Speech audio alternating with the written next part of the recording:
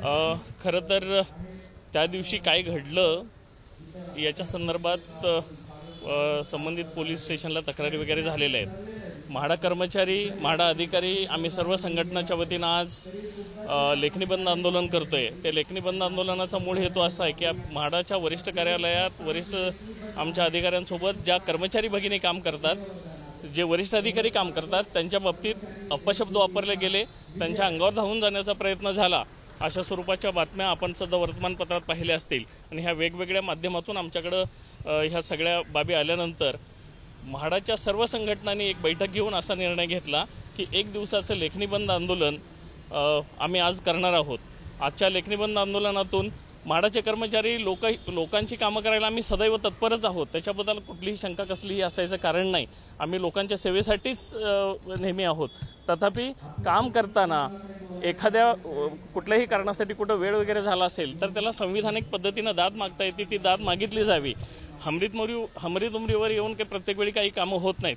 त्यामुळं माझी अशी सगळ्यांना विनंती आहे आणि की योग्य त्या मार्गाचा, संविधानिक न्यायिक मार्गाचा अवलंब करून ह्या गोष्टी घडाव्यात। या निमित्तानं मी एक दिवसाचं लेखणी बंद आंदोलन सर्व संघटनांच्या वतीनं म्हाडाचं आम्ही करतोय, हे जाहीर करतो।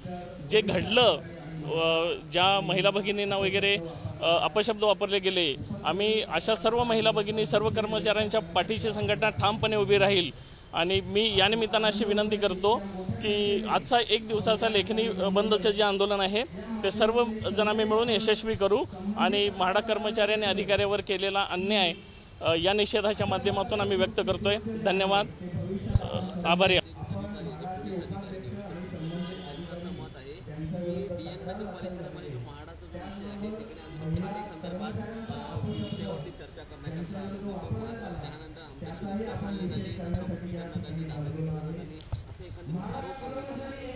त्या दिवशी स्पेसिफिक काय झालं या संदर्भात त्या दिवशी जी उपस्थित अधिकारी होते ते बोलतीलच, पण मी जी माहिती घेतलेली आहे त्या माहितीनुसार ज्या लोकांच्या अशा स्वरूपाच्या काही तक्रारी होतात त्यांच्यासाठी सोमवारची म्हणजे आजची हिअरिंगची वेळ, समजा म्हाडात किंवा शासनात अशा स्वरूपाची पद्धत असते, जर एखादा निर्णय खालच्या स्तरावरचा आपल्याला मंजूर नाही झाला तर आपल्याला वरिष्ठ स्तरावर दाद मागता येते।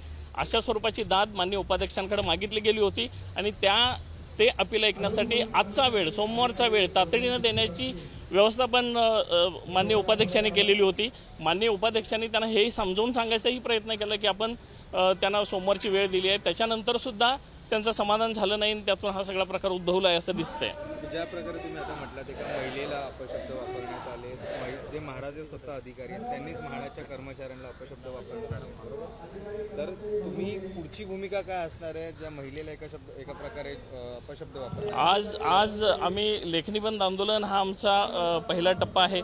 आमच्याशी सर्व या निमित्तानं, ह्या निषेध आंदोलनाच्या निमित्तानं सर्वांना आहे, आम्ही पण याच भारताचे, याच महाराष्ट्राचे नागरिक आहोत।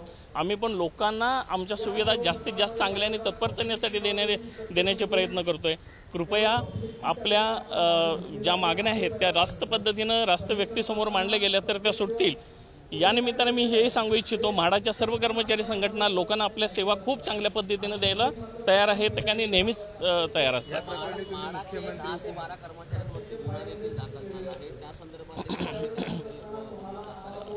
त्या संदर्भातली सर्व माहिती या क्षणी माझ्याकडे नाही, गुन्हा जे दाखल झालेला आहे त्या संबंधात काही आमचे वरिष्ठ अधिकारी थोड्या वेळात खाली येतील आणि ती माहिती आपल्याला त्यांच्याकडून उपलब्ध होईल। जी तक्रार आहे ती तुम्ही मुख्यमंत्री किंवा उपमुख्यमंत्री यांच्यापर्यंत नेणार? आम्ही आज हा जो सगळा प्रकार झालेला आहे त्याच्यानंतर हे जे आज आम्ही आंदोलन करतोय याची माहिती शासकीय स्तरावरून योग्य त्या मार्गाने सर्व स्तरावर पोहोचवण्याचा आमचा प्रयत्न राहील। हां, त्या दिवशी असं झालं की आमच्या ज्या VP सरांच्या महिला PA आहेत तर त्यांना विचारलं होतं की तुम्हाला आम्ही अपॉइंटमेंट देतो सेपरेटली। आधी एकदा तर सरांची भेट झालेली होती त्यांच्याशी आणि तरीसुद्धा त्यांना परत एकदा भेटायचं होतं, म्हणून आमच्या महिला PA होत्या, त्यांना सांगितलं की तुमचा नंबर द्या, आम्ही तुम्हाला सोमवारची अपॉइंटमेंट त्यांची देतो पुन्हा एकदा। तरीसुद्धा मी तर नंबर देणार नाही असं खूप स्पष्ट सांगितलं आणि थोडं त्यानंतर त्यांच्याशी म्हणजे असं धक्काबुक्की वगैरे त्यांची झाली की मला जायचंच आहे असं त्यांनी आग्रह केला, त्यामुळे हा ॲक्च्युली विषय सुरू झाला। त्यांनी म्हणजे आपण शासनामध्ये काम करत असताना जेव्हा त्यांनी काही आपल्या विचारले होते प्रश्न त्याबाबत स्वतः VP सरांनी उत्तर दिलेलं होतं एकदा, तरीसुद्धा पुन्हा त्यांनी अशा पद्धतीने वागणं हे योग्य नाही. आपण जे नेहमीच म्हणतो की महिलांना कामाच्या ठिकाणी आदर दिला जावा, समान वागणूक मिळावी, असं असताना देखील तिथं त्या दिवशी त्यांच्याशी त्यांनी उद्धट वर्तन केलेलं होतं. ही गोष्ट खरोखरच योग्य नाही आहे आणि हा पायंडा पडणे तर अजिबातच चांगलं नाही. त्यामुळे आमचा या बाबतीमध्ये आम्ही अत्यंत तीव्रतेने निषेध व्यक्त करतोय.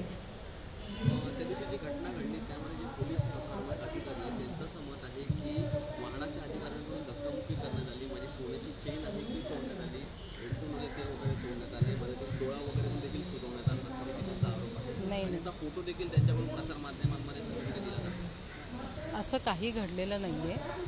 त्या दिवशी त्यांनी उद्धट वर्तन केलं एवढा विषय आहे आणि नाही मला जायचंच आहे म्हटल्यामुळे सिक्युरिटी तिथे होती, त्या सिक्युरिटीशी त्यांचं कदाचित धक्काबुक्की झाली असेल, परंतु अशी काही गोष्ट घडलेली नाही.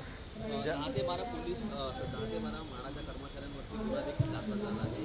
त्या विषयावरती तुमचं पुढचं नियोजन कसं असणार आहे? काय केस मागितलेला, कारण जी क्रॉस केस आहे ती झाली आहे, मग ते पुढचं तुमचं कसं काय विचार केला? नाही, त्याची आम्ही माहिती घेतो, कारण ही गोष्ट आत्ताच आम्हाला समजते. त्याची आम्ही माहिती घेऊ आणि त्याप्रमाणे त्याच्या पुढची योग्य ते कारवाई. ज्या प्रकारे महिलेला अपशब्द वापरण्यात आलेले आहे म्हाडाच्या अधिकाऱ्याला, तुम्ही मुख्यमंत्री किंवा उपमुख्यमंत्री यांना काही तक्रार करणार? कारण तुम्ही लाडक्या बहिणी आहात, त्यामुळे मुख्यमंत्री किंवा उपमुख्यमंत्री संवाद साधणार आहात किंवा पत्रव्यवहार करणार आहात का? हां, याबाबत आमचा आत्ता विचार चालू आहे. याबाबत आम्ही नक्कीच ठोस काहीतरी कारवाई करू.